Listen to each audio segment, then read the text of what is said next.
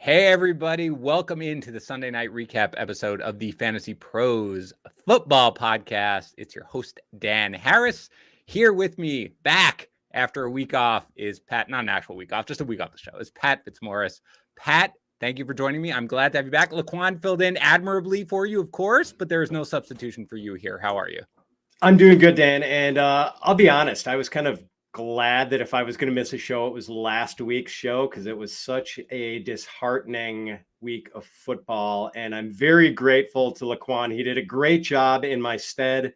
And I feel like he was the Secret Service agent taking a bullet for me last week. Yes. Talking about that slate of games. So thank you, Laquan. I owe you one big time, my friend. And ready to tackle a much more interesting week.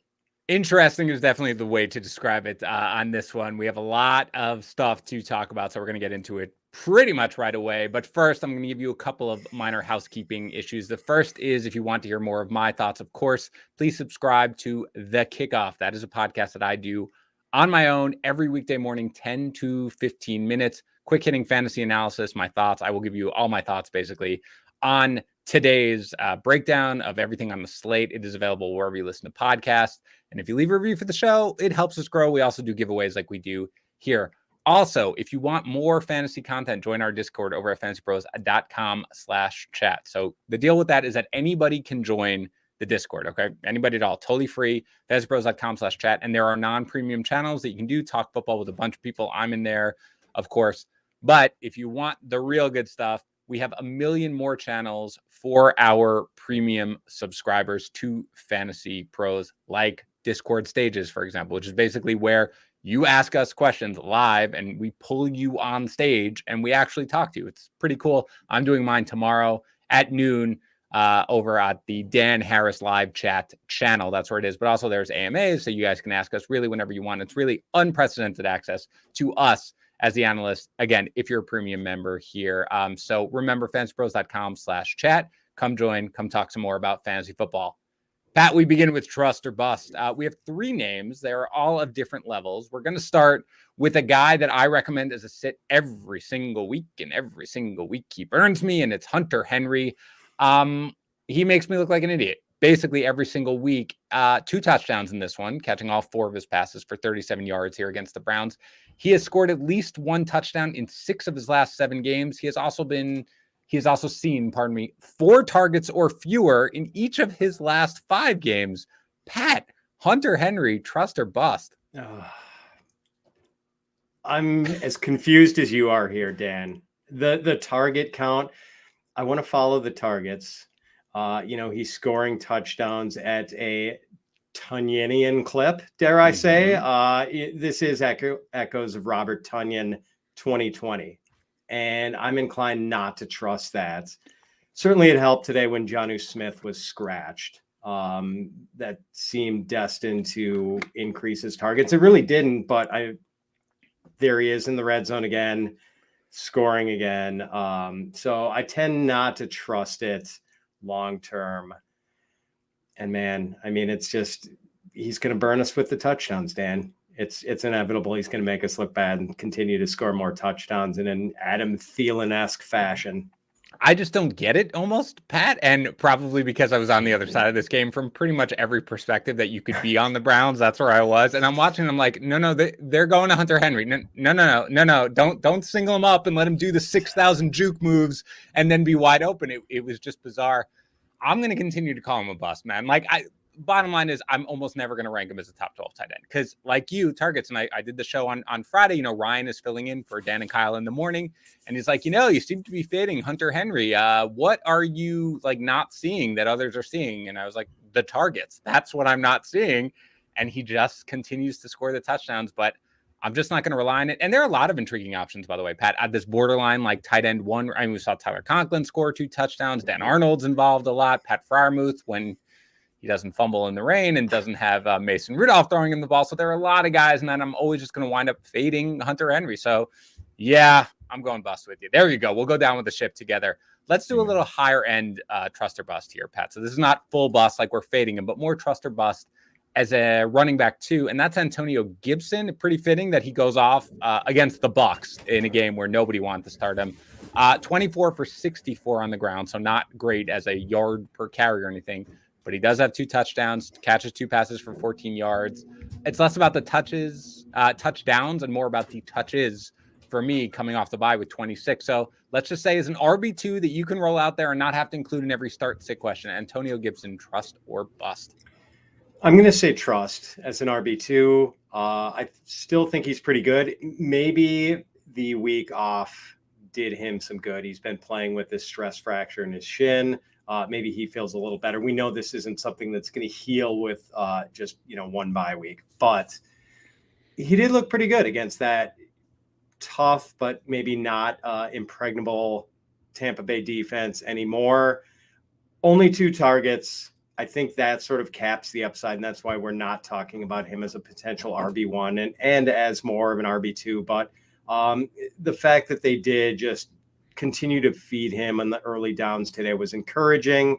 I'm going to say trust. I was fortunate enough to have to roll him out in a couple of leagues today, including the Scott Fishbowl, and finally it kind of paid off. I mean, I'd been running my head into a brick wall with him before, but insisting to some of my followers that he was still a good player just in adverse circumstances this year. And, the usage kind of cooperated. It's too bad he's not 100% healthy, but, give Antonio Gibson 14 to 16 carries most weeks. I think he'll return RB2 value.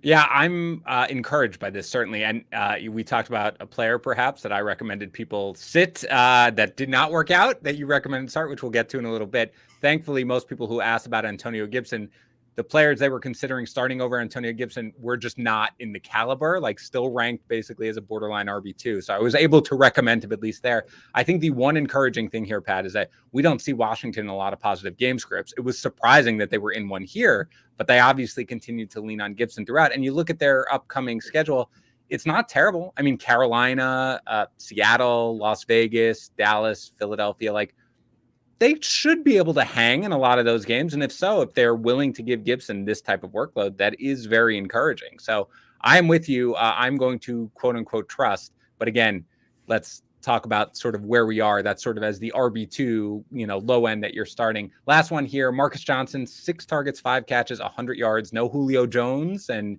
not for the foreseeable future. So what do you think about this one? Trust or bust? He's on the radar, but I'm not quite ready to trust him yet. I mean, earlier in the year when Julio was out, we saw Westbrook-Akine as kind of their number 2 guy. I'm just not sure he's going to be a guy we can consider like flex worthy, wide receiver 3 worthy just yet. Maybe another game might start to move him into the circle of trust if next week he goes out, has 5 catches for 80 yards or something like that, but not quite there yet. Yeah, I'm with you. I'm going bust. I think there's one person on the Titans that you start every week, and it's AJ Brown. And other than that, you can debate Tannehill. We'll get to the running backs, but that's really it. Marcus Johnson, for me, still a bust. I'm confused by your opinion, sir. Next up, I had to skip this with Laquan because I didn't have his rest of season rankings, and I have yours. And I was really excited, Pat, to pick them apart. And I came to the realization that you and I are pretty close in rest of season rankings in most spots. And the players that we are a little apart on are either playing tonight or tomorrow. So I can't do anything about that. Here's the best I have. It's Ezekiel Elliott, who you have ranked 12th at running back. I have him 8th. Yay. There's the part where I'm going to call you out on it. 14 for 41 yards on the ground. Not great, but he does score the 2 touchdowns, also 3 catches for 15 yards. He does lose that fumble late. This is a very weak, I am confused by your opinion, sir, but this is what I have, Pat. So I think let's talk. How do you feel more about Zeke generally and after this game? I think we are sort of in the phase of his career where we are seeing a low-end RB1 Zeke rather than high-end RB1 Zeke. I'm just not even convinced he's the best running back on his own team, Dan. Mm-hmm. That's debatable. Sometimes we've made the comparison, at least I have, with the relief pitcher who gets to come in and pump 100-mile-an-hour fastballs for just an inning or two, and maybe that's Tony Pollard, whereas Zeke has to conserve his energy more a little or something like that, since he's toting the rock far more often. But there are a lot of ways that this Cowboys team can do damage, a lot of different skill players. So I don't know. In a game like today, he got a couple touchdown ops. It all worked out. But I don't know if he's going to crank out the consistent 100-yard games for you anymore the way he did in the past. It's a more balanced offense, I think, than it used to be 3-4 years ago. And I don't know. I just don't think we're seeing vintage Zeke anymore. It maybe a little past prime now. For sure. I mean, it clearly, and again, he was banged up this week, to be fair. He was obviously dealing with the knee. But yeah, I mean, Pollard did factor in here, and Pollard looked good. Again, they had control of this game from the word go. So good to see him get in the end zone twice. Yeah, it's tough. And again, the difference between 9 and 12 for me isn't that big. Obviously, we'll have to move Aaron Jones behind him now, as he's probably set to miss some time with the sprained MCL, but we'll get there, of course, as we do. Either way, Pat, it's very weak. I'm confused by your opinion, man. But let's get right into that game since that leads into it, which was the Cowboys 43 and the Falcons 3. Again, the Cowboys basically did whatever they wanted offensively here. Dak threw for 296 with 2 touchdowns through the air. He adds a rushing touchdown for good measure. CeeDee Lamb, 7 targets, 6 catches, 94 yards, and 2 touchdowns. Now, I know obviously you recommended someone start AJ Brown over CeeDee Lamb, which was a terrible recommendation, and you should be embarrassed. And I did the exact same thing. First game back, though, here, Pat, with Michael Gallup. Let's talk about this. He has 5 targets, 3 catches, 42 yards. Amari Cooper, 4 targets, catches all of them for 51 yards. Dalton Schultz, just 2 targets, 1 catch, 14 yards. Again, I think it's a little difficult here to draw too many firm conclusions given just the way this game played out and the way the Cowboys had full control over it. But do you have any takeaways in terms of rest of season impact for any Cowboys players now that we have seen Michael Gallup back on the field? Yeah, I was thinking about this earlier today, Dan. Like, take Amari Cooper, for example. Like, I think he and DJ Moore are very similar in caliber of wide receiver they are. I think right now I would rather have Amari Cooper in the much healthier offense with more target competition, whereas DJ is kind of the alpha with Carolina. Give me the guy with the good quarterback, the healthy offensive ecosystem, the greater scoring potential, greater touchdown potential. So some weeks it's just not going to work out. This week was CeeDee Lamb's week. Zeke punches in the short touchdowns. Didn't quite work out for Cooper, Gallup, Schultz. Although Gallup and Cooper weren't completely skunked today. Right. So, yeah, I mean, it's going to be tricky, I think. Gallup is going to be on the cusp of flex worthiness most week. I think you're probably going to play Cooper most weeks, but maybe with everyone on deck now, he's more of a low end wide receiver 2, high end wide receiver 3. Mm-hmm. But for the most part, I'm not like tremendously bothered by the return of Gallup. Like if I'm an Amari Cooper investor. Yeah, I kind of want to see, again, flipping around and this game was done. I want to see just the personnel that they were running for most of this game, because that's always been sort of me. If they're going to run a lot of 11 personnel and you're going to have 3 wide receivers, I'm really not that concerned about it necessarily. And you had Cooper 21st. I mean, we had Cooper and DJ Moore. You had Moore 20th, Cooper 21st. I had Cooper 20th, Moore 21st. So it sounds like you're basically probably leaving Cooper roughly where he is, maybe drop him 1 or 2 spots, but not overly concerned, correct? Correct. Very good. For the Falcons, total disaster is the way to sum it up. And I didn't see it coming. I mean, this game had a high, over under. Matt Ryan, 9 for 21, 9 times for 117 yards and 2 picks. Cordero Patterson, 4 carries for 25 yards, 2 targets, 1 catch, 14 yards through the air. Kyle Pitts, 7 targets, 4 catches, 60 yards. That is fine. Nobody else does anything, including Russell Gage, Pat, who we were joking about before we started. No catches.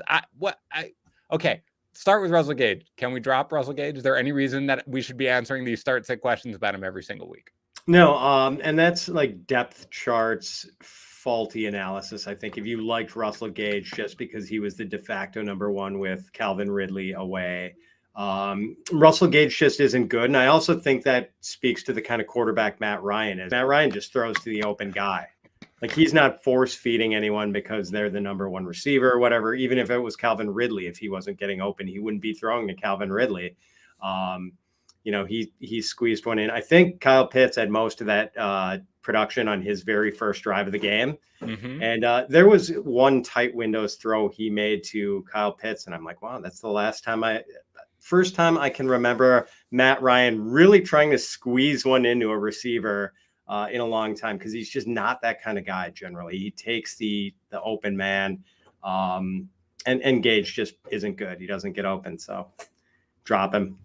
Any concerns about Cordero Patterson? Is this just a bad game that we just throw out after they looked so, good against the Saints last week? Yeah, that was kind of it. I'm surprised he didn't have a bigger role in the running game. They used Wayne Gallman a lot today, which was really interesting. I think Mike Davis is also completely droppable now. I think 18 yards total there for Davis. So. I think he lost his job to Wayne Gallman today. And I don't know how much value there is to that job. I think Gallman is maybe at least an interesting speculative ad this week. I don't know how good I'd feel about putting him into a starting lineup in week 11, but I do think he is maybe worth picking up.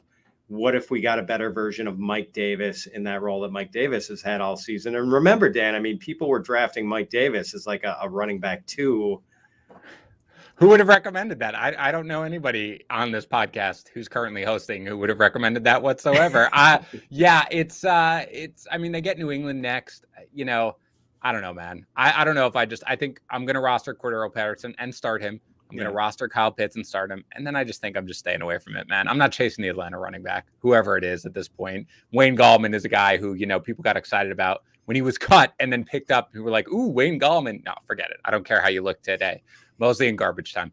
All right, before we get to the next game, I think one of the things we all, generally speaking, as people have learned over the last 2 years is that we do not know what the future holds. Plans can be derailed. The unthinkable sort of happens. That's why, for me, I like to make sure I am prepared. That's why I and my family have Air Medcare Network. If a medical emergency arises, Air Medcare Network provides members with world-class emergency transport services to the nearest hospital with no out-of-pocket expenses. Join today. Never pay a dime for your medical flight when flown by an AMCN provider. Insurance doesn't always cover the full cost of a medical emergency. This is a great way to secure financial peace of mind. Memberships cost as little as $85 a year for your entire household. And right now, as a Fantasy Pros listener, you'll get up to a $50 Visa or Amazon gift card with a new membership. So it's almost like it pays for itself. Just visit airmedcarenetwork.com/Fantasy Pros. Use offer code Fantasy Pros no matter where you're at in the game of life. An Air Medcare Network membership is the protection that you shouldn't live without. All right, Titans 23, Saints 21. No Julio Jones, as we talked about here, for this game or the foreseeable future. Ryan Tannehill just kind of always holds his own. Doesn't really matter who's around. 213 yards. He does throw for a touchdown. He runs for a touchdown. A.J. Brown, though, we sort of alluded to, 4 targets only, 1 catch only, 16 yards only. He does have a 7-yard run. Yay. I know we had Marshawn Lattimore, and again, I haven't seen it. I didn't watch it closely enough, but maybe it really just was that Lattimore took him completely out of the game. I assume we can just write this game off then. If so, with an easier slate of games coming up. Is that right? I think so. It was sort of a bad game for Julio to be a scratch because I don't think Lattimore would have traveled as much. He was generally been anchored like 79, 80% of the time on one particular side. And that would have been Julio's side. I think he did travel a little bit more and stick with A.J. Brown today. So, yeah, just kind of bad circumstances for him. Tough day. And they have Houston next. So things should get better. That's a get-right spot. That's a get-right spot for everybody. Is it a get-right spot for the running backs, Pat? And if so, which one? Deonta Foreman, 11 for 30 on the ground, catches 2 passes for 48 yards through the air. AP, 8 carries, 21 yards, 1 catch for -1 yards. And Jeremy McNichols, 4 for 7 on the ground, 1 catch, 1 yard through the air. So, I mean, look, Pat, you tweeted out about it. I admit I saw it. But, you're watching this game and you just are like, unleash Deonta Foreman, please. Do you think that's what's going to happen going forward? He did play more snaps than Adrian Peterson today. It was only a couple more snaps, but he played slightly more. And it seems as if the Titans are not just going to go down with the ship with Adrian Peterson. Like maybe we're already seeing the willingness to put in the more effective guy and use him a little bit more. I think that's what happened with Foreman today. Let's hope it happens because like I like what I'm seeing out of Deonta Foreman, Dan. Like the rushing numbers weren't great today, but 2 catches for 48 yards. Like he has this burst, and it's kind of amazing because it's sort of been a long time since he was a 2,000-yard runner at the University of Texas. You know, he blew out his Achilles. We don't have a great track record of running backs recovering from that, and that was like what 4 or 5 years ago. I think he also had some sort of dislocated shoulder or some other non-leg injury that ended one of his seasons prematurely, but it's great to see him resurface again. And gosh, he looks good. He looks good. And Adrian Peterson doesn't. So yeah, I mean, like I would, if he's unclaimed, I think it would be a really, really good week to claim Deonta Foreman in your league. Yeah, you just watch them run, and it's a clear difference. You don't have to be somebody who analyzes football for a living. You can just watch them run, and you know that there's just far more explosiveness with Foreman. So I'm hoping they're not going to start him next week or anything like that, but hopefully he can break away from the pack a little bit. For the Saints, there's some fantasy production here. I mean, without Alvin Kamara, Mark Ingram, 14 for 47, not a great, yards per carry or anything, but he does have the touchdown. He also has 4 catches on 7 targets with 61 yards through the air. Trevor Siemian throws for almost 300 yards, 2 touchdowns, 1 to Traquan Smith, 1 to Marquez Callaway. Deontay Harris has 3 catches for 84 yards. Do you have any interest in any Saints wide receiver at all going forward? I don't. I mean, it's been kind of interesting what Deontay Harris has been doing lately, but he was also, I think, found guilty of DUI like 5 days ago. So there's probably a 3-game suspension coming up that would maybe preclude me from putting in a claim for him. I don't know how startable he is anyway, Dan. Like I just, it's too much of a spread the love passing game right now. And some weeks there isn't a lot of love to go around. So yeah. I think you're just kind of sticking with the backs here. Adam Troutman's been a little more involved lately.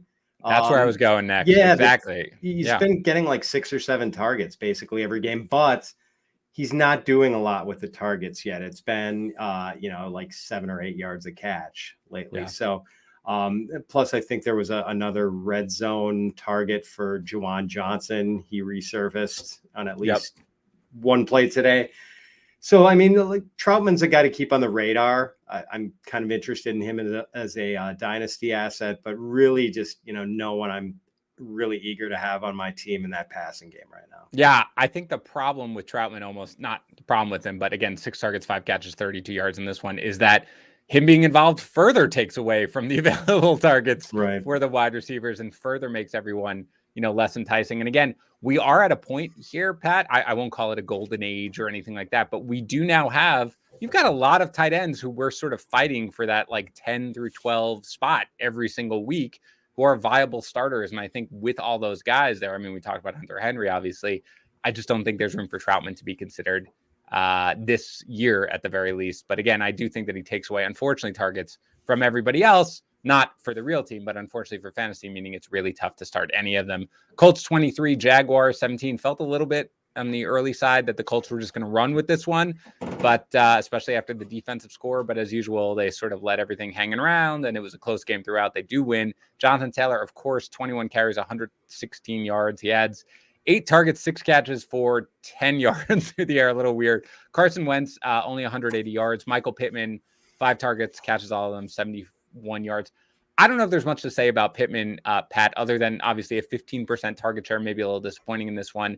But in games that they win handily, Pat, and again, you could say that they were pretty much in control of this game throughout, even though they let the Jaguars climb back in it. But 3, 4, 6, and 5 targets. There's a one monster target game mixed in there, but for the most part, that's always my problem with him. He doesn't see this massive amount of targets. So you rank him 16th. That's basically around where I rank him rest of season. Are you just leaving him there going forward? I am, and it seems like, Dan, I know he has these sort of muted target totals in games they win handily, but he still makes hay with those few targets. It seems like in most of those games, maybe not today because he didn't get into the end zone and not as big a day, but we saw it against the Jets in week 9. Can't recall the target count, but he did get into the end zone. And I feel good about his status now. I mean, we barely saw anything from T.Y. Hilton today. Zach Pascal is pretty much a non-factor. It's pretty much a Taylor and Pittman offense now. And, it just wasn't a great day. It seemed like the Jaguars, actually have a pass rush. And it seemed like they were harassing Wentz quite a bit. And Jacksonville's defense actually played really well after the first quarter when I think Jonathan Taylor got about 80% of the yardage he got today. I mean, it seemed like he was on his way to some sort of 200-yard day the way things were going early on. But Jacksonville's defense is not a total pushover. And, so the offense didn't really click, but I still feel pretty good about Pittman, not bad about Wentz. And, Taylor's obviously a guy you're leaning on heavily if you invested in him and you're feeling pretty good about it. Absolutely. For the Jaguars, James Robinson does suit up here, 12 carries for 57 yards, finds the end zone, 4 catches, 27 yards through the air. That's good. Of course, your leading receiver is Dan Arnold, who's kind of become this reliable-ish tight end here. 7 targets, 5 catches, 67 yards. Marvin Jones, 6 targets, 2 catches, 35 yards. Jamal Agnew, no catches, but he does have 79 yards rushing, including the rushing touchdown. Laviska Shenault, 5 touches, 21 yards. Who on this team, if anyone, Pat, is worth rostering other than James Robinson? Worth rostering. Maybe Marvin Jones is a wide receiver 5 now, as hard as that is to build. And if you're going to tell me, Dan, that he's not rosterable, I don't know that I'm going to make a big defense for him. I'm just tired of defending him, Pat, in my own mind, because when I run my projections and I look at how everything comes out, he's always I don't know, man, between wide receiver 35 and 40. So it's hard to not recommend him as a potential start most weeks when people sort of give you the options they're considering. But how long do we just let this go where he's just not going to produce in matchups where you feel like he should produce, Yeah, the arrival of Dan Arnold and him becoming a borderline tight end 1. Yep. Plus the elevation of Jamal Agnew to this sort of hybrid running back wide receiver role about 4 weeks ago. That just completely torpedoed the value of Marvin Jones and Laviska Shenault, if he even had value at that point. Anyway, plus the fact that there's not a lot of goodness in the passing game to go around these days with, Trevor Lawrence looked pretty bad today. Yeah. So I'm not, I think Arnold is maybe the one guy I would want in this passing game. That's about it. I think Arnold is the most rosterable guy. I mean, I'd probably roster Jones. I have him in a 14-team league. I'm not cutting him, but man, I'm doing whatever I can to not have to start him. Before we keep going, Pat, I don't know if you know this, but my son Will recently started taking karate classes. He's very excited by them. And I am too, by the way. I watch him. Some self-discipline. We thought it best for him to compete against himself rather than compete against others where he might get a little worked up.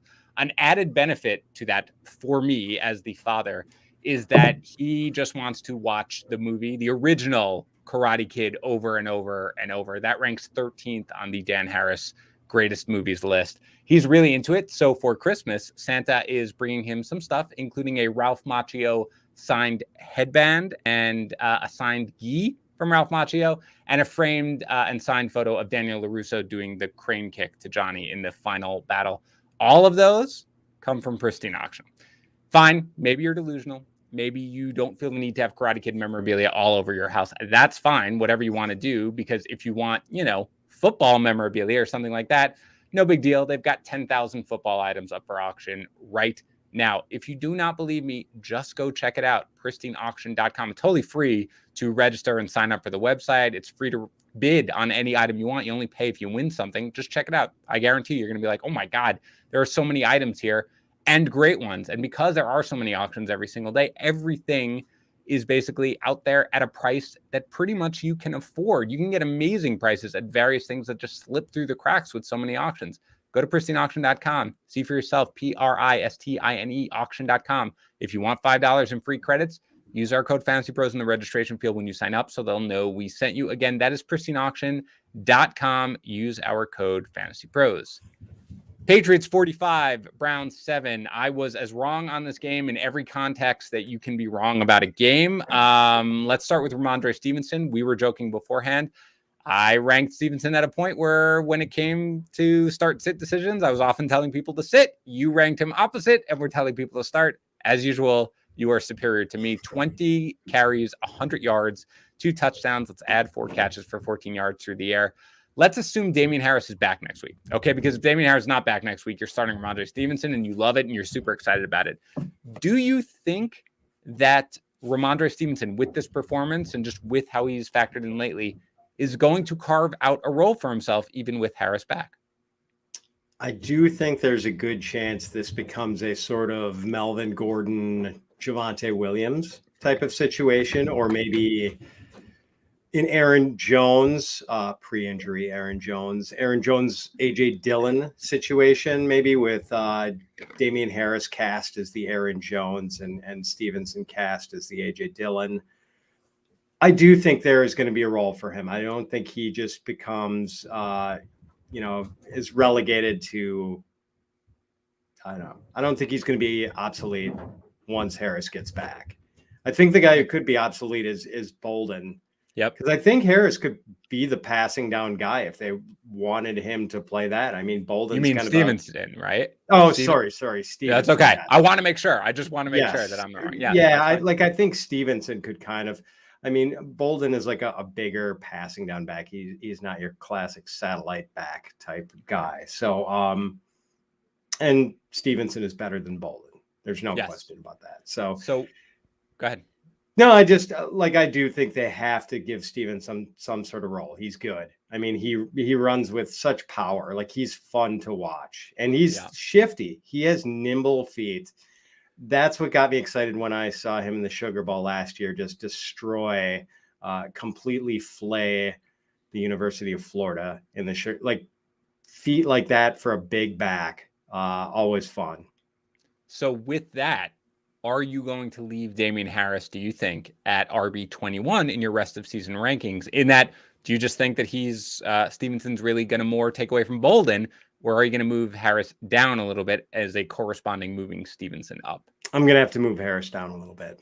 Very good. I agree. That is what I will be doing as well going forward. Meanwhile, Mac Jones, 19 for 23. I mean, very efficient, 198 yards, 3 touchdowns, 1 to Kendrick Bourne, who has 4 catches for 98 yards, 1 to Jacoby Myers. And as hopefully the whole world knows by now, I did guarantee that touchdown on the Fantasy Pros podcast. If you think that I've guaranteed him a touchdown every single podcast for the last 2 years and then had that digitally erased afterwards, you're wrong and you can't prove it. So don't worry about that. But I don't really know if there's anything to say here for the wide receivers. Do you care about any of them whatsoever? It was awesome to see Jacoby Harris finally end the long touchdown drought. But he had 10.3 targets a game in his first 4 games of the season. He has had an average of 5.8 targets a game in his last 6. And considering that he is averaging under 10 yards a catch, rarely, we can't say never, but rarely scores touchdowns.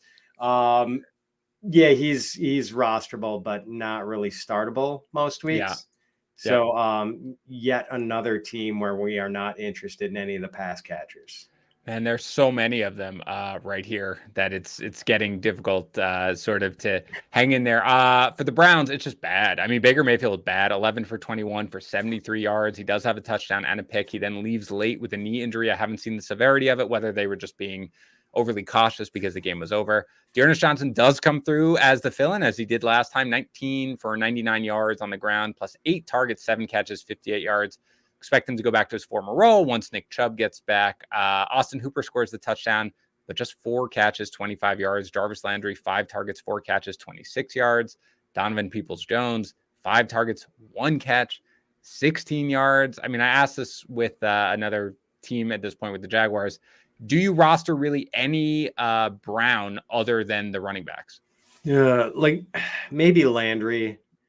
I mean, the target counts are also depressing with them. I mean, Peoples-Jones had been extremely efficient getting these downfield targets, connecting on a higher percentage of them than maybe we would expect for such deep targets. Yep. It was just kind of unsustainable. And there just wasn't enough target volume to consistently float DPJ as a usable fantasy asset. The thing is, like Landry, I mean, what a change from early career Landry with the Dolphins, where he was just getting these ridiculous 12, 15, 18 target games. And now, like, I mean, he's the same short area guy, basically, but, he's getting 5 or 6 targets a game. I keep thinking his target volume is going to go up, and it really doesn't. So I want to say he's rosterable, but I'm not sure that is the correct answer, Dan. Ooh.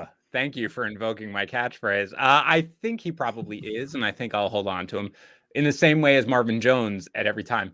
Every week, my projections are going to come out at a point where I'm going to rank him as sort of a borderline startable guy, and I'm going to feel gross about having to justify that in the start-sit sort of part. So I'm probably going to continue to roster him like you, Pat. I'm just going to try not to start him if I can avoid it. And again, who knows, what's going on with Baker Mayfield, but who really knows if that's that much of a downgrade, frankly, if it's going to be Case Keenum going forward. All right. Before we go, we can be real, guys. It is week 10 at this point. Some of you at this point are now out of it in your season-long leagues. It happens. You fought hard. Some breaks go differently. You're fighting for a championship. We know. We were right there with you, but you were never out of it on FanDuel. You can set a new lineup every single week. You can basically, by the way, get free money. Here is the deal as to how to get free money. Sign up for FanDuel through FanDuel.com/FP. Get a free 6-month subscription to FantasyPros, and FanDuel is going to give you a 20% deposit match up to $500 on your first deposit. You make money by doing this. Also, you can make money by, playing on FanDuel and winning money. You set a new lineup every single contest. You can play on the main slate, single game, best ball, do a snake draft, whatever you want. Play private contests with your friends if you'd prefer. Experience season-long wins without the season-long wait. Sign up for FanDuel. Receive your 20% deposit bonus up to $500 and a free 6-month subscription from Fantasy Pros by heading to FanDuel.com/FP. Age and location restrictions apply. Bonuses are issued as non-withdrawable site credits that expire after 30 days. All right, Pat, let's get to where should we go next? Bills. Yeah, let's do that. Bills 45, Jets 17, RIP to the Mike White era. It was very fun. With 2 minutes left to go, Pat, in the first half, this was a 10-3 game. But then the Bills went a little nuts. Josh Allen, 21 of 28 for 366 and 2 touchdowns. He does throw a pick. He only has 3 yards rushing, but again, they basically were dominating this game in the entire second half. Stephon Diggs finally really comes through. 13 targets, 8 catches, 162 yards, and a touchdown. Does this alleviate, Pat, all of our admittedly minor concerns with Stephon Diggs? Yeah, I don't know if he's going to see single coverage against Javelin Guidry every week the way he did today. God, did I feel sorry for that kid. I mean, like, Saleh really hung him out to dry today. He did. So, yep. I don't know that it necessarily does. It didn't seem like the Jets were playing that cover 2 shell that some teams have been going to against the Bills. So, I don't know that it necessarily does. It was one of those games where Diggs smashed. We've been seeing, some really high volume Cole Beasley games lately. Didn't get that today. No. Didn't get anything out of Beasley. Didn't get anything out of Manny Sanders. Didn't get anything out of Dawson Knox in his return game. I know they combined for 5 targets. All 3 of those guys combined for 5 targets, Pat. Like, that's the thing. And lead that in the next question. Can you trust any of them on a weekly basis other than Stephon Diggs? I kind of think you can trust Beasley a little bit. We saw their running game work today much better than it had been. We had seen Cole Beasley as kind of an extension of their running game more recently. Just a lot of target volume for Beasley. I know it's kind of like low calorie, low nutritional value PPR targets and catches kind of stuff. But hey, I mean, when you're getting a full point or a half point for a catch, and you're getting that many targets and that many easy targets, it adds up. And I think you're generally going to get more of those good games for Beasley than not. The days where you don't get target volume from him, you're not getting touchdowns, you're not getting splash plays. It's going to be kind of ugly like it was today. I think he's okay. Manny Sanders is going to be real hit and miss. I think we kind of knew that all along. He was hitting at a high rate early in the season. He's not been hitting at such a high rate lately. Just a real sporadic guy. Manny's a guy, okay, if you're kind of up against it with injuries or buys, you don't mind throwing him in there, but you know that you could potentially get a dud like we got today. Meanwhile, all your running backs for your Bills score touchdowns, of course. Why not? Devin Singletary, 7 for 43 on the ground with the touchdown. Zach Moss, again, comes in, despite missing practice most of the week with the concussion, 7 carries, 27 yards in the touchdown. Matt Breida, 3 carries, 28 yards in the touchdown, plus a receiving touchdown. Why not? When all the running backs are healthy here, Pat, do we just avoid them entirely? Oh, with Breida involved now, yes. I mean, it was borderline avoidable, Dan, with 2 running backs as a 2-headed. Now that it is a 3-headed hydra, stay away. Stay away. You don't need to ask me twice to stop debating if you should start Zach Moss. So I'm with you. For the Jets, I'm not sure how much you can take away from this game, just given the fact that White's probably not going to be the starter anymore, and they were behind by so much. But Michael Carter, 16 for 39 on the ground. He does have the late score, 6 targets, 4 catches, 43 yards. Ty Johnson also sees the 8 targets. Of course, we've got Mike White. You had Carter 17th in your rest of season running back rankings. Assuming there is no more Mike White, is his stock up, down, or the same going forward? Basically the same. 16 carries plus 6 targets, 22 touch opportunities. I mean, that's just kind of a golden target load. That's the ideal. Yep. And, never mind that it's in a not very prolific offense that doesn't score a lot of points. Like, that is very much what we want. And I think you're pretty happy if you're trotting out Carter as your running back 2 now. Dan, we've been talking about some of these teams that just have like no usable pass catchers. I'd roster either Corey Davis or Elijah Moore. Elijah Moore kind of clicked late. He got that touchdown real late. He had I think a 20-yarder, really nice looking catch down the sideline kind of late. But he looks good. It's coming along for him. And, maybe in the stretch run, he's actually usable. I don't know if you're excited about using him now. You maybe could in a pinch. And, Corey Davis is a good professional wide receiver who I think deserves a roster spot for sure. Yeah, Davis has a nice game here. Again, they were not, it was garbage time. So, when he got most of the work, not all of it, but 7 targets, 5 catches, 93 yards. He does lose the fumble, and Moore does get the touchdown with Joe Flacco. But of course, if you have elite Joe Flacco throwing you the ball, you can't really have anything with that. So yeah, I'm with you there. Lions 16, Steelers 16. We needed the tie, man. We needed it coming in here. Of course, Ben Roethlisberger misses this game after testing positive for COVID-19. It is worth noting that just with the way when he tested positive, which was self-reporting symptoms and then testing on Saturday, from everything I've seen, it sounds like next week could be in doubt. So just bear that in mind when you're thinking about your Steelers. Also a very rainy game here. And Mason Rudolph's bad. Not surprising. 30 for 50 for 242 yards and a touchdown with a pick. The 1 touchdown goes to James Washington, which doesn't really help anybody. Najee Harris continues just to have so much volume. 26 carries, 105 yards, catches all 4 of his targets for 28 yards. Deontay Johnson, 13 targets, 7 catches, 83 yards, but he loses the fumble in overtime. Pat Freiermuth, 9 targets, 5 catches, 31 yards, but loses the fumble in overtime. Is there anything that you think you could take away from this game with the Steelers being in a rain-soaked environment with Mason Rudolph as the quarterback? No, I mean, I think we're starting Najee Harris and Deontay Johnson every week, and now Freiermuth is pretty much an every week starter too. Maybe the one takeaway is that we thought James Washington might be usable with Chase Claypool looking at this multi-week turf toe injury. But no, I mean, we had briefly seen this maybe a month ago where Ray McLeod was playing ahead of James Washington, getting more snaps, running more routes. And I think that's what we saw again today. Yeah. So I don't think you can trust anyone beyond the guys we talked about, Deontay, Freiermuth, Harris. That is the correct answer, Pat. For the Lions, DeAndre Swift, this is a tough matchup, but it doesn't matter if you're going to get 33 carries for 130 yards, 6 targets, 3 catches, 36 touches, man, for running back, 39 opportunities. I'm not real sure we can bank on that going forward because they probably don't want to kill DeAndre Swift. But there was no Jamal Williams here again. So that, of course, is good. And even Jamar Jefferson left with an injury after scoring a touchdown. I don't know what there is to say. We rank DeAndre Swift as an RB1. Anything you want to say, or should we move on to the fact that TJ Hawkinson had no catches in this game? Yeah, we can move on. I mean, Swift is he's the open-ended straight flush draw. He has a lot of outs.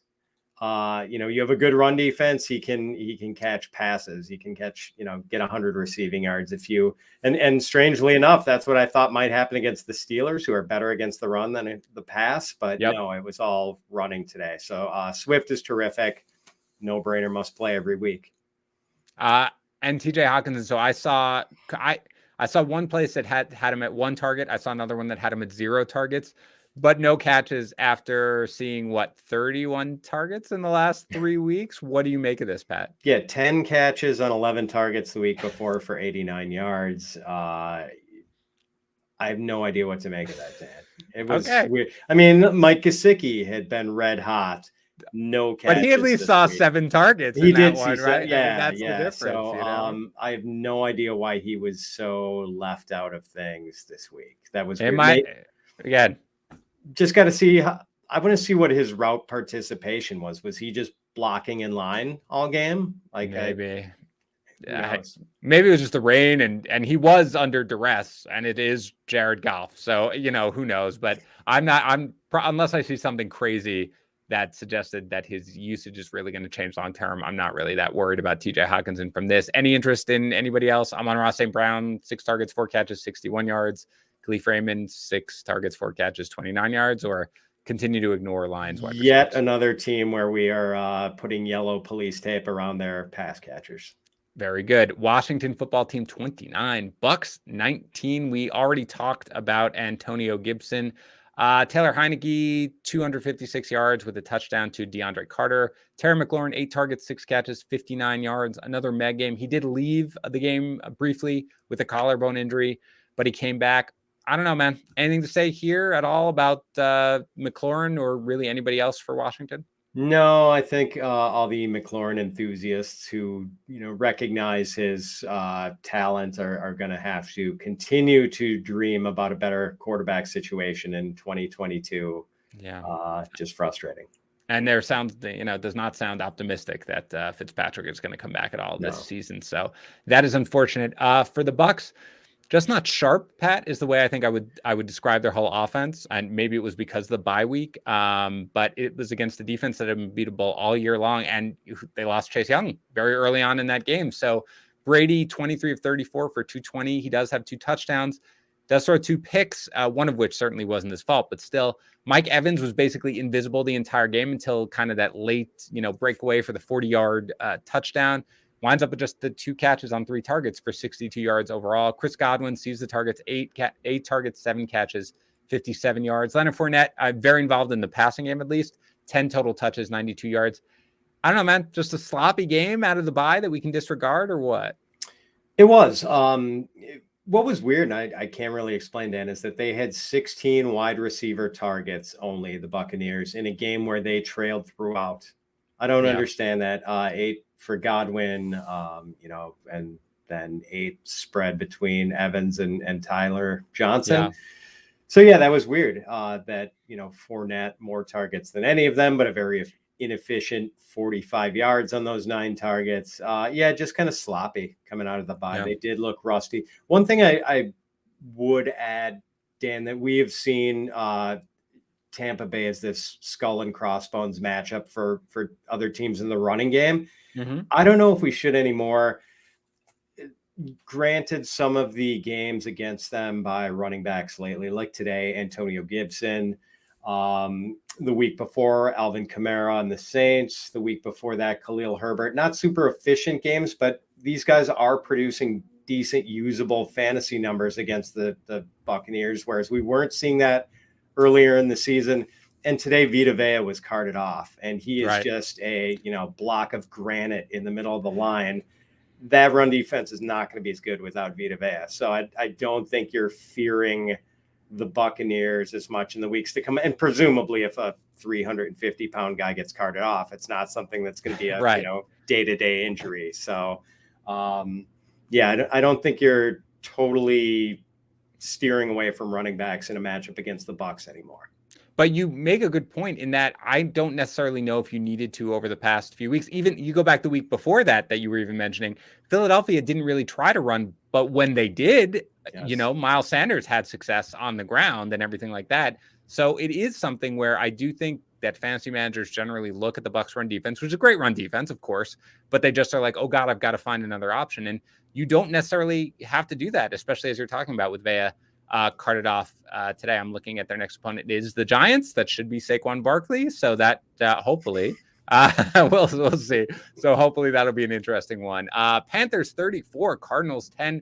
We heard Cam Newton might play a handful of snaps right before sort of, the 1:00 games kicked off. And he factored in right out of the gate. He rushes for a touchdown early. He throws for a touchdown, of course, to Robbie Anderson. Meanwhile, PJ Walker, 22-29, not the worst, 167 yards. He does have a pick. Cam's going to be the starter going forward, I assume, beginning next week. So they dominated this game. I'm not sure if there's anything we can really take away from it, but let's just run through what they did. Christian McCaffrey, great, 23 touches, 161 yards. That includes 10 targets, 10 catches, 66 yards through the air. He did leave briefly, go into the medical tent, but he came back into the game. Robbie Anderson, 6 targets, 4 catches, 37 yards with the touchdown, which counts as like the peak end of the potential outcomes for Robbie Anderson. DJ Moore, another quiet game here, Pat. 7 targets, 4 catches, 24 yards. Chuba Hubbard also finds the end zone here. So I guess, Pat, we haven't really been able to talk about it. What do you expect really this offense to look like with Cam Newton under center? Still a lot of Christian McCaffrey. I don't know what the touchdown potential is going to be for McCaffrey. Maybe not as great as before because we know that Cam Newton runs the ball in himself inside the 5, inside the 10-yard line. Yep. We saw it this week immediately. And I got to say it was one of the cooler moments of the week when Cam runs that first one in and yells, I'm back. I mean, that was pretty awesome. I got to admit. And I don't know, Dana, like, have you given any thought as to where you are going to have Cam in your rest of season rankings? Like, I'm thinking maybe, I don't know, I'm still of the belief that his arm is probably shot, but there is still going to be some rushing value there. And, maybe Matt Rule and Joe Brady, 2 pretty keen offensive minds, can dial up some easy completions for him. So I'm thinking maybe like quarterback 17 to 19, that area. That's so funny. I was like, I feel like 16 to 18 feels right to me, Pat, right before you said that. Yeah, we're in the same range. Whoa, you're way off, Dan. I know, God. So I'm confused by your opinion here, Pat. So I think really what I see from this is it is going to hurt the touchdown equity for McCaffrey. Doesn't matter because McCaffrey is going to be amazing. And I know people, don't forget how much Cam, used to dump off as well to Christian McCaffrey, even when Cam was there too. So I think he's going to factor in there. I think DJ Moore is where he is right now, which is kind of like a borderline wide receiver too. And even that might be generous at this point. He just hasn't produced at all. He's still getting the targets. You wonder whether or not with Cam there, it can't be worse than with Sam Darnold under center, generally speaking. It just can't. And it can't really be that much worse than PJ Walker. So I don't know, man. Like, where do you think you're going to wind up moving Lockett in your rest of season rankings? You had him 20th, I believe, coming in. Are you moving him down significantly? Or are you leaving him there with Cam coming in or what? More, you mean? More, yeah. I'm sorry. Yeah. So, no, I think like high-end wide receiver 3 now. He is going to be on that 2-3 border, like 24, 25. I mean, he's been under 73 yards or less in 5 straight. And I think now 6. 6, right? It's 6 straight. Yeah. I think And so. I think in maybe 4 of those, like 60 yards or less. Yeah. And no touchdowns in any of Yeah. those games. Like the first 4 weeks of the season, I mean, it was looking like we might get a 1,400-yard season from DJ Moore. And I now know. it's just that's been scattered to the wind. So yeah, I mean, wide receiver 3, and I'm regretting starting him over AJ Dillon in a flex spot today, Dan. That's gonna cost me a win in all likelihood in one league. So yeah. Well, for me, I remember debating just nonstop Jalen Waddle versus DJ Moore on Thursday, and I wound up starting Waddle. And I remember when he got 8.1 half PPR points, I was like, yeah, that's probably the right decision then, right? Like that's sort of where I came to, coming in, where I was like, yeah, I think that's probably correct. I think I'll wind up, and it did turn out to be correct. Still lost the matchup though. Don't worry about it, Pat. So well, we've got work to do in that league to make the playoffs. For the Cardinals, no Kyler Murray again, no DeAndre Hopkins again. It's worth noting that they have one more game here against Seattle and then a bye. So you think maybe they'll be a little cautious, hold Kyler out another game, certainly with DeAndre Hopkins too. But Colt McCoy also injured after throwing for just 174 yards. Chris Stebler comes in. He's not much better. Nobody really does anything. Christian Kirk, 8 targets, 7 catches, 58 yards. James Conner winds up with 64 total yards and a late touchdown. Do we just throw this out, Pat, because there's no Kyler Murray and there's no even Colt McCoy in this one, or what? Yeah, I think we kind of do. It goes to, I don't know. It just figures that we thought this was going to be the smash setup for James Conner, and then the offense just totally goes off the rail. I guess we're excited that Christian Kirk is like still doing something when the rest of the offense is just a smoldering crater around him, and he's like doing. I mean, would you rather have Christian Kirk or DJ Moore the rest of the way? Oh, goodness. Yeah, it's a great question. They're going to be close. I feel like I'll still rank Moore higher. Probably. Just because you know what the potential is. Because we saw this year. We saw it in the first couple of games of this year. I probably will. Kirk doesn't have that, right? Kirk doesn't have the, wow, you can be a wide receiver 1. But I agree. I roster Kirk in a very deep PPR league, and it's just comforting. It's like Hunter Renfrow. You're like, all right, I know you're there. I know you're there for me, and you won't let me down. But yeah, we'll see what things look like next week. But even if Kyler's out, you got to assume that he's going to be back by week 13 against Chicago. But we'll see what happens there. Vikings 27, Chargers 20. Dalvin Cook 24 for 94 with the touchdown, plus 3 catches for 24 yards. You could actually probably make the argument that this was a disappointing game given the Chargers run defense, but still, obviously, he doesn't really disappoint from a fantasy standpoint. Kirk Cousins throws for 294, 2 touchdowns, both to Tyler Conklin, just 3 catches for 11 yards here. They wanted Justin Jefferson more involved. They get Justin Jefferson more involved, 11 targets, 9 catches, 143 yards. Adam Thielen, 7 targets, 5 catches, 65 yards. Pretty good overall day for everyone on the Vikings, Pat. I'm not sure my rest of season outlook changed one bit on anybody in this offense. Did it for you? No, not really. And if a team says they want to get a star wide receiver the ball, probably a good idea to move him up in the rankings. They made good on that with Jefferson today. It was good to see because Jefferson had been, locked in the 7-8 target a game zone for a while, and it was kind of frustrating. And today he just smashed. Yeah. And earned it, by the way. It wasn't just that he was getting the target. Some of his catches were just spectacular. Oh, God. So great to see. He earned those targets. He got it. Good to see Thielen, who obviously didn't get the touch on this, still involved and still, make his day. Not a great day or anything like that, but something where, you're not looking at okay, you didn't score a touchdown. You were completely useless. Still involved there. So really just a decent day all around for everybody. Not exactly the same for the Chargers, though. I feel like Justin Herbert, it's like Dr. Jekyll and Mr. Hyde, man. Like, 20 for 34, 195 yards, a touchdown and a pick. And I know the Vikings sort of do this just when you want to count them out. Zimmer rallies the defense and they play really well. I guess his 1 touchdown goes to Austin Eckler, but even 14 touches, 59 yards. I mean, Keenan Allen, good, 11 targets, 8 catches, 98 yards. Mike Williams, that's really where I want to go. I thought this was going to be the Mike Williams game, man, against that secondary, but it wasn't. Again, 6 targets, 4 catches, 33 yards. That's better than the 5 targets, 2 catches that he's been seeing each of the last 3 games, but still not good. You had him 22nd rest of season. I had him 23rd rest of season. We have to drop him a little bit going forward, don't you think, Pat? I think we do. I think we do. And we've talked about this. Boy, we talked about this 2 weeks ago, Dan, how he had some sort of knee tweak. Yep. Now, probably 6 weeks ago, and just has not been the same ever since. Yep.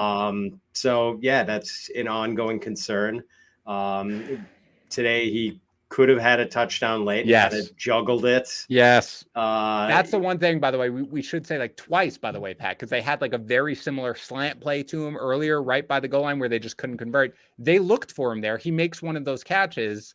It's a different day, right? It's a touchdown, and we're talking about it differently. So I guess we can take solace in the fact that they're dialing up those plays for him. But at some point, you've got to produce, man. I mean, still wide receiver 3 for me, but I feel like we've got to move him down to like closer to like high 20s at this point, don't you think? Yeah, I think so. So. Yeah, just wide receiver 3 for sure. And I mean, like almost low end wide receiver 3 at this point. Yep. Good. I just want to have some justification for what I'm about to do in my rest of season rankings. That's all this podcast is, by the way, everybody. You guys can all deal with whatever. Eagles 30, Broncos 13. My Nick Sirianni Coach of the Year ticket remains alive. Dallas Goedert leaves here early with a concussion. He was, got a couple of targets, a couple of catches early on, so probably would have had a fine day. We'll monitor that, of course. These running backs, Pat, I mean, Jordan Howard, 12 for 83.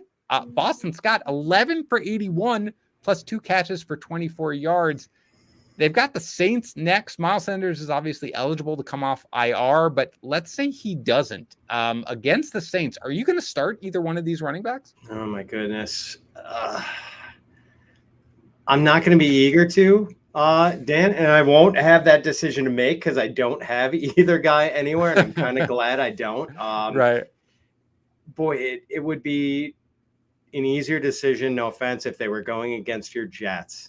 Dan, or even against the Chargers, someone that everyone runs on successfully. Against the Saints, man, I don't know if I could. But how bizarre is it that, like, the running game just isn't working with the first and second stringer, Sanders and Gainwell, and then bring in the third and the fourth stringer and everything clicks. Yeah, I don't get it. So it's bizarro world. But really I do think that the Eagles, by the way, sorry about my camera for everybody who's watching. Every once in a while, my camera disconnects. I've got it back. Everybody calm down. I see a couple of people commenting in there. Pat's very professional. He just keeps going. Okay. So Pat, I think the one thing is though, don't you think that this reliance on the running game, considering they now had 3 straight games where they've either won in pretty convincing fashion or like last week, kept it close, is probably here to stay. So when Miles Sanders comes back, I feel like I want to be pretty optimistic about him. Don't you? I do, although what is the role for him? Do they put him back as the lead runner, or do they make him like their designated passing down back now and let Boston Scott and Jordan Howard handle the early down work? Like, I have no idea what this running game is going to look like once Sanders is back. No idea. Yeah, I think that is was going to be my follow-up question, which is I don't really think you could take Jordan Howard out of this role right now because Jordan Howard looks great. And I think we have to admit it. Like, he is getting things done when he gets the ball. And I understand the matchups haven't been that bad, so I'm interested to see next week. But it's weird because Miles Sanders' stock is going to rise in the sense that they are going to be committed to the run at this point. But it's also going to be held in check by the fact that we don't know how these other backs are going to factor in necessarily. It's a very weird thing that you and I are going to be able to talk about for like the next 8 weeks. The only thing I'm certain about, Dan, is that I don't think I want Kenny Gainwell on my roster. Oh, no reason at all. No reason at all, man. I mean, that was a miss. But somebody I do want to talk about is Devontae Smith, who Jalen Hurts, 16 for 23 for 178 yards, 2 touchdowns. He has the pick. He adds 53 yards rushing, so he's doing what we need. Both his touchdowns go to Devontae Smith. 6 targets, 4 catches, 66 yards, 2 touchdowns. So do you think we can keep this up now here with the fact that there's such a low volume? I mean, this offensive philosophy, I think at this point is not going to change. So there's not going to be a ton of pass attempts. There's never going to be the day really where Smith is going to sit there and see 13 targets. So do you think he can keep this up given the lack of volume? I do think so. Just because I feel pretty good about the target share, I guess. Jalen Reagor is not good and not a threat. Quez Watkins is not going to be a high volume guy. So I think you're at least going to consistently get 6 to 10 targets for Devonta Smith. And the guy's just so good. I mean, So he's good.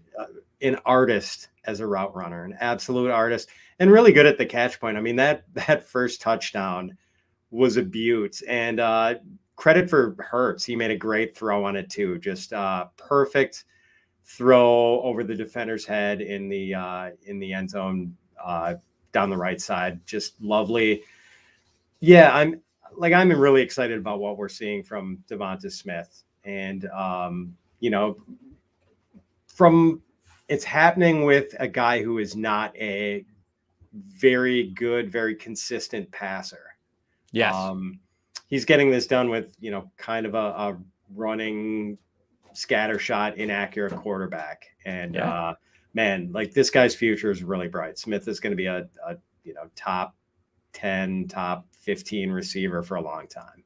I agree. And I think it helps if Goddard is going to need to miss some time. Hopefully he's not, of course. But I think it's really him and Goddard in that receiving game. Yes. They will be the guys to get targets. Meanwhile, for the Broncos, kind of same as usual, 9 for 45 on the ground for Melvin Gordon. He does have a touchdown. He does lose a fumble. Javonte Williams, 8 for 48. They both don't really factor into the passing game.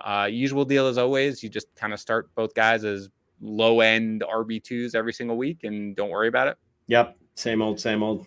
Meanwhile, Bridgewater throws for 226. Mostly goes to the tight ends. Alberto catches all 3 of his targets for 77 yards. Noah Fant, 6 targets, 5 catches, 59 yards. Jerry Jeudy, I kind of thought would have a big game. Not really his fault. He does see 9 targets, which is great. 6 catches, 48 yards.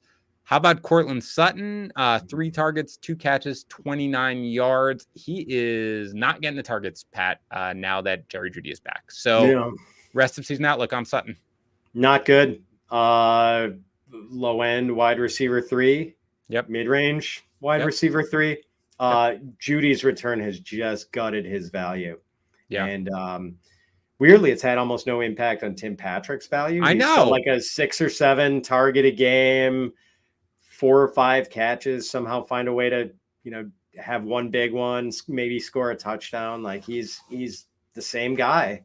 And Sutton's value has just been completely decimated. I know. I completely agree with you. Like a borderline wide receiver 3 at this point. And I love Sutton's talent. Like I'm a huge Sutton guy. But yeah, you just can't continue to roll him out there right now with this volume. Packers 17, Pat. Seahawks, nothing. The big news here, as we alluded to, is that Aaron Jones leaves with a sprained MCL. You have to assume that's going to mean that he misses some time. A.J. Dillon winds up with 2 touchdowns, 21 for 66 on the ground, so not the most efficient line, but he does have 2 catches on both his targets for 62 yards through the air. He's done so much more work through the air this year than I expected probably him to do the entire season. You had Jones 9th in your rest of season running back rankings. Can I assume that Dillon is at least going to be there for as long as Jones is out? Basically, maybe even higher because he doesn't have AJ Dillon taking the work from him. Yeah, I think he's going to be a weekly RB1 for as long as Jones is out, which I think sprained MCL and thank goodness it's not that and not the torn ACL. If in fact the early reporting from Adam Schefter and others is true, I think sprained MCL is generally a 2 to 4 week. If it's one of the more severe ones, Packers have, I believe, a week 13 bye. So good chance we don't see him until after that, but at least his investors get him back for their playoff run, hopefully. Yep. But yeah, the runway is clear now for Dillon. The question is what they're going to do at the other position. I mean, they've got Patrick Taylor as the only other running back on the roster right now because they lost Kylan Hill, who would look great in the preseason to a torn ACL. Yeah.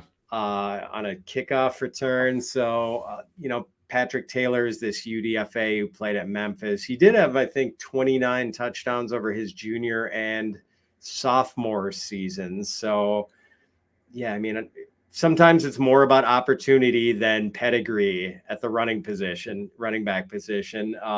But I wouldn't be surprised if we saw the Packers sign a Duke Johnson or someone this week. They need somebody else, certainly, for depth alone. Meanwhile, Rodgers, not great as expected here after a layoff. 23 for 37 for 292. He does have the pick.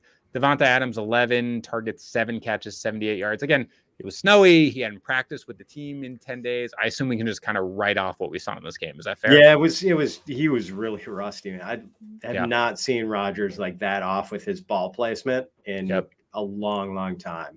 Yeah. He was bad today. Speaking of quarterbacks who were a little rusty, Russell Wilson was like, he made Aaron Rodgers look like the greatest quarterback of all time. 20 for 40 for 161 yards and 2 picks. They just couldn't get anything going. Alex Collins, 49 total yards. DK Metcalf, 8 targets, 3 catches, 26 yards before being ejected. Tyler Lockett, 8 targets, 2 catches, 23 yards. I mean, Gerald Everett came through for, the 2 people in the world who started him.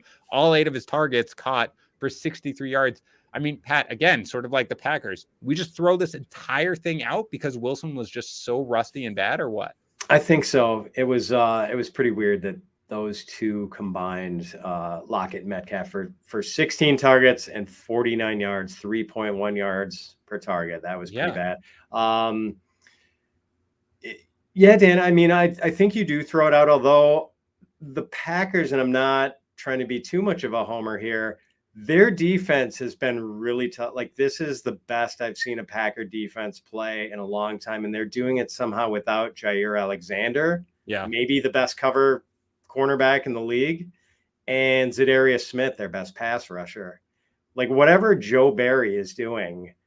And I mean, boy, Dan, we've had some 20 rough years of defensive coordinators. I mean, the Mike Patton, Dom Capers, like Bob Sanders, Ed Donatel. I'm throwing up a little in my mouth just saying some of these names again, Dan. And Joe Barry's just been a wizard. Like, it looked like the same old Packer defense early in the season, couldn't stop anybody, but things have kicked in a big way. And I mean, they just harassed Wilson all day. They have this pass rush now where they like hem guys in, like don't let them scramble outside, hem them in and make them feel really uncomfortable. It's like this interesting technique. I mean, it's something other teams have aspired to do with mobile quarterbacks, but like they're able to do it every time they run into a quarterback who can run.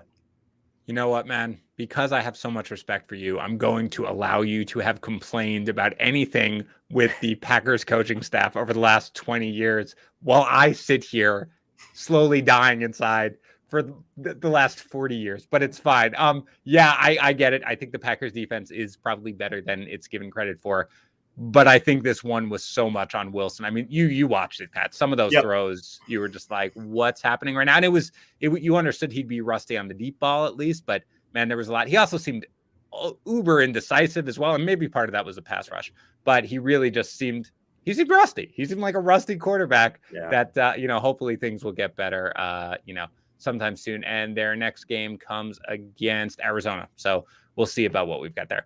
Pat, it was such a joy to have you back. I'm glad. Are you ready to do this again for like the next, 7 weeks or whatever we do it? You're good for that? As long as you promise me no more week 9s, Dan, I'm here for you. All right. Well, you weren't even here for it, so don't even worry about it. All right. That's going to do it for today's show. Thanks to Air Medcare Network. Visit airmedcarenetwork.com/FantasyPros. Use offer code FantasyPros no matter where you're at in the game of life.